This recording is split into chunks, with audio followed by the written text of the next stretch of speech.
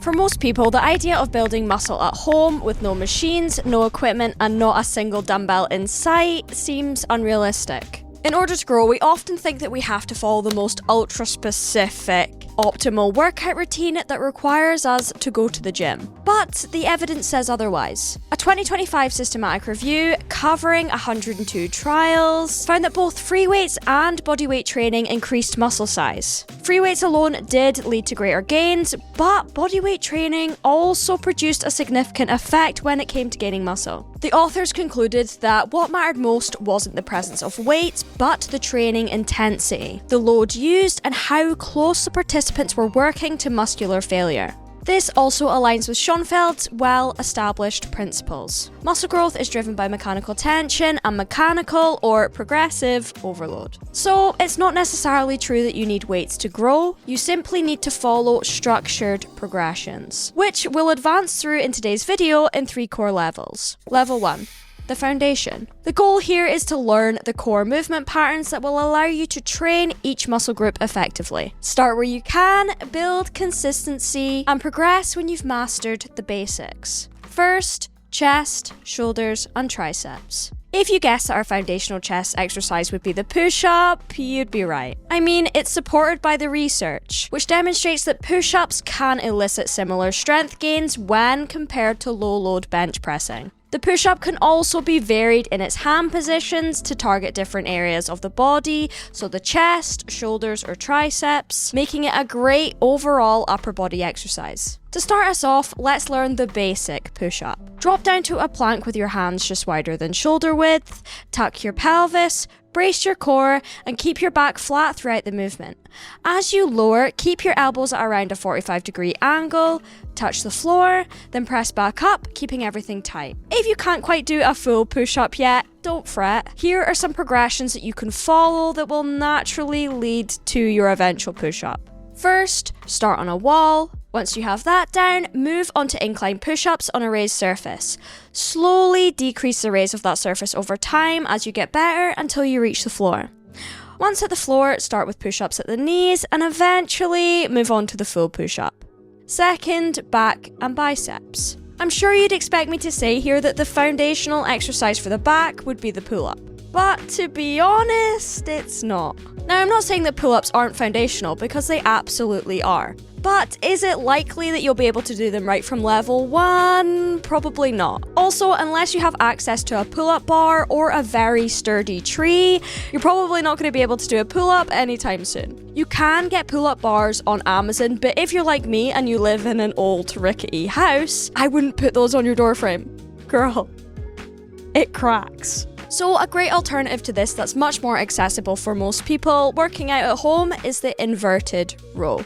This movement doesn't quite work exactly the same as the pull-up because it's a horizontal pulling exercise, not a vertical one, but it will help us build more general back and arm strength, which may also indirectly support our pull-up progress in the future. To do this, all you need to do is locate a sturdy desk or a table or really anything that's about waist height. Slide yourself underneath and grab it with an overhand grip just wider than your shoulders.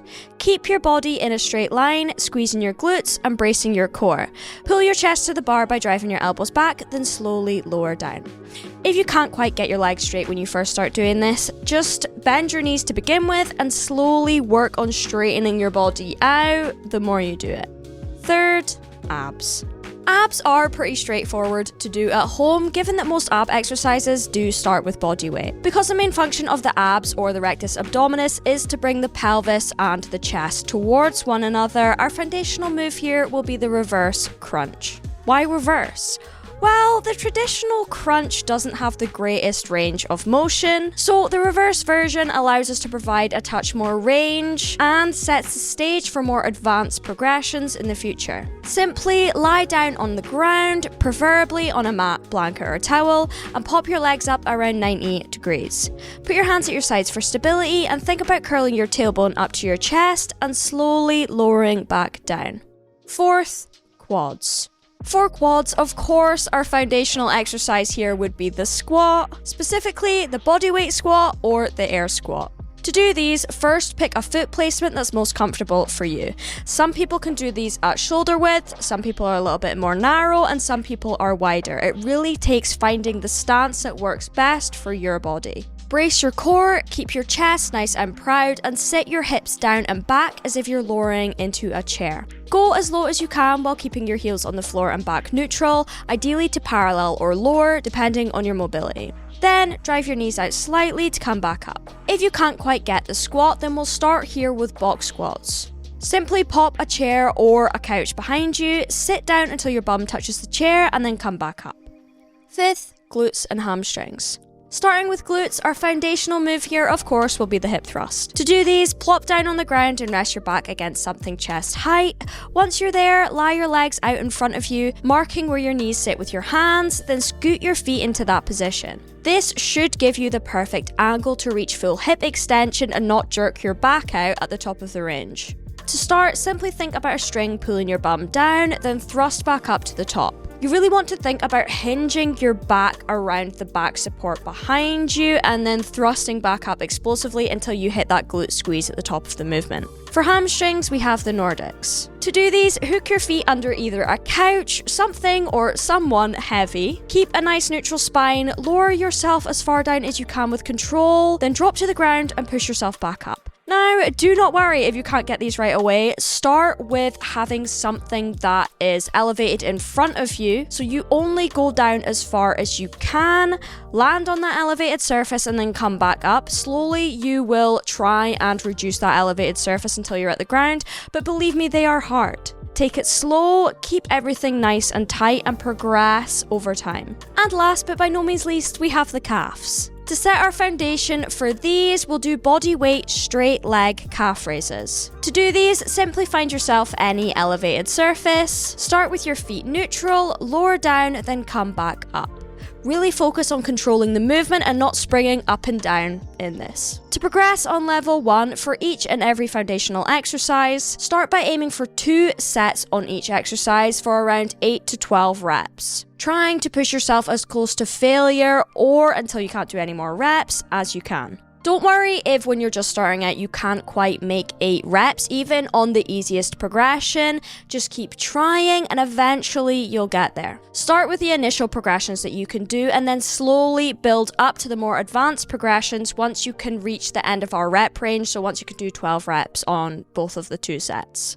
Once you've nailed your foundations completely and you can hit your rep range on both of your sets, we can move on to level 2. Level 2, overload with leverage. We aren't going to reinvent the wheel on this level, we're simply going to apply one of the basic principles of muscle building, mechanical overload. Since we don't have traditional equipment, we're not going to advance here by piling on extra sets or reps. Instead, we'll use the best tool that we've got, our body. During the next 2 levels, we'll gradually utilize more of our body weight, increasing the challenge of the exercise over time. We're also going to be using more challenging leverages or variations of our foundations in order to progress. Once we have our main push-up nailed, we'll keep this in our rotation, but also add in a variation that works the triceps. Start by putting your palms together in a diamond shape. Keeping the elbows tucked into your sides, focus on pushing your elbows behind you, tapping the ground with your chest as before, and coming back up. We can also add in a shoulder exercise here, the pike press. Here, we'll start with our hands and feet on the ground, slowly walking our hands away from our feet until reaching a sort of downward dog position. The further your hands are away from your feet, the less weight will be placed on the shoulders and the easier this will be. So, if you're new, start there. Simply press your head down towards your toes in a diagonal angle, then come back up. The inverted row is pretty easy to grasp once you've nailed your progressions, so to progress this a little bit further and to get a bit of bicep and lat work, we'll do the underhand inverted row. The principle's exactly the same as our last inverted row. Grab your sturdy object, this time with an underhand grip, and focus on rowing your elbows into your back pockets. To progress on our reverse crunch, all you'll want to do is slowly straighten your legs. Don't let yourself use this as an opportunity to start swinging your legs and using momentum. Just follow the same movement as before, curling your pelvis up. And once you've nailed your squat, it's time to get real diabolical with some unilateral work. We'll start off slow with the lunge and then move on to the Bulgarian split squat. To lunge, simply start in an upright position, then step forward and come back to standing. Once we've got that, we can move on to Bulgarians. For this, find an elevated surface around calf or knee height. Doing one leg at a time, pop your non-working leg up first, keeping the top of your foot flush to the surface and sit back on it. Stick your working leg out around one step in front of you and push up into the top of the movement. This should allow you to get into the right position for this movement for your body. Then, making sure your foot is still flat to your surface and your torso is nice and upright, simply sink down into the movement and come back up. Don't rush this one and really think about pushing through your working leg and working that quad. I'm sorry. After we have nailed our hip thrust, we can alter this movement pattern slightly to make it more challenging with the single leg hip thrust. This follows the same principles as before, only now we're pushing our non-working leg in front of us just a touch, placing more load on one glute, simply working one cheek at a time. For hamstrings, I'm going to just leave it as Nordics for now because I know they do take a long time to master. I have been training for 4 years, granted not doing Nordics, but I struggled when filming this video. I couldn't do it. So yeah, it takes time. For calves, we'll keep our straight leg calf raises for now, but add a slight pause at the bottom of the movement. So follow the same trajectory as before, this time pausing for 1, 2, 3, 4, and coming back up. To progress on level 2, again for each of our new variations, aim for 2 sets of 8 to 12 reps. Starting with the initial progression of the new variation, pushing as close to failure as you can. And once you master that initial move, you can start to try out the more advanced progressions, ensuring that you are keeping your form consistent and not putting yourself at risk of injury. And once you've progressed through level 2 with confidence, nailing your sets and your reps, it's time to move on to level 3. Level 3, Advanced Bodyweight Overload. Within this level, we'll really be stepping up how we leverage our bodies to increase the difficulty and loading of our foundational and our level 2 exercises. If you aren't confident with these new progressions, but you do still want to try them out, I would recommend starting out by doing them for 1 set and then doing the level 2 progressions for your sets 2 or your sets 3. This will allow you to slowly build up to this more advanced level, and once you nail your rep range on that first set, you can then do the advanced progression for your second set or your third set, basically just for all your working sets. Back in level 2, we started to learn the pike press, and by now if you're on this level, you should have mastered it. So let's take it up a notch, shall we? Now that we've nailed it on the floor, we're slowly going to work our way up the wall, eventually leading into the handstand press. This will take time, and I, big-headed, went into it thinking I could definitely do a handstand press. I tried it, I bailed. I didn't even attempt it. It's hard. So take your time and slowly elevate the legs up the wall. Don't just try to do a handstand press like I did. It's not a good idea.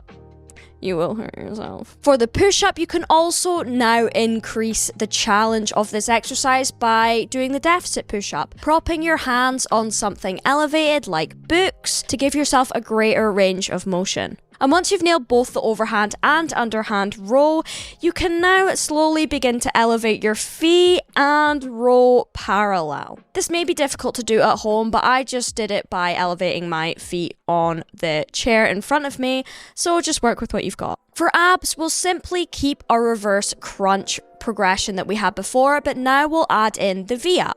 The V-up is essentially the love child of the reverse crunch and the regular crunch, starting with your arms fully extended and curling your chest and pelvis towards each other to meet in the middle. Now, for the quads, it wouldn't be much of a body weight exercise video without including the pistol squat. This is one of the toughest leg exercises you can do body weight, so if you're not quite there yet, don't panic. You can start by working through similar progressions that we did with the bodyweight squat, doing box pistols or assisted pistols, holding onto something sturdy beside you. I also want to pop in a variation to get the rectus femoris here for the quads, the sissy squat. The movement is simple. Keep your hips extended, lean back, bending only at the knees, and lower under control before pushing back up. Feel free to hold onto a post here for stability, eventually working your way up to hands free if you're absolutely insane. For the glutes, once you've nailed your single leg hip thrust, you can also try and elevate your shoulders and your feet further, again by using things like books or anything you've got lying around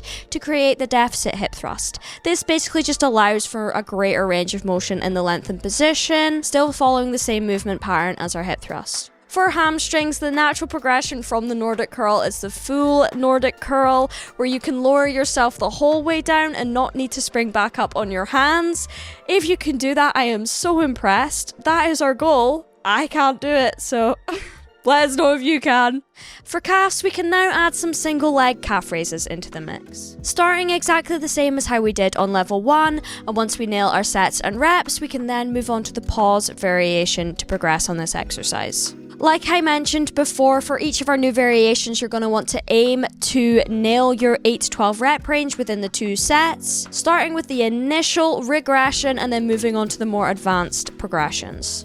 The key principles to muscle building never change: mechanical tension and mechanical overload or progressive overload. Weights do make this easier to apply in order to build muscle, but they're not absolutely necessary, especially for beginners. These levels can take weeks, months, years to progress through, which means you have plenty of room to grow, especially as a beginner, before even touching a barbell. If you find this breakdown useful when building muscle at home, don't forget to like and comment down below which level you're currently at. Don't forget to subscribe while you're down there and join us Pookies. Hopefully I will catch you guys in my next one.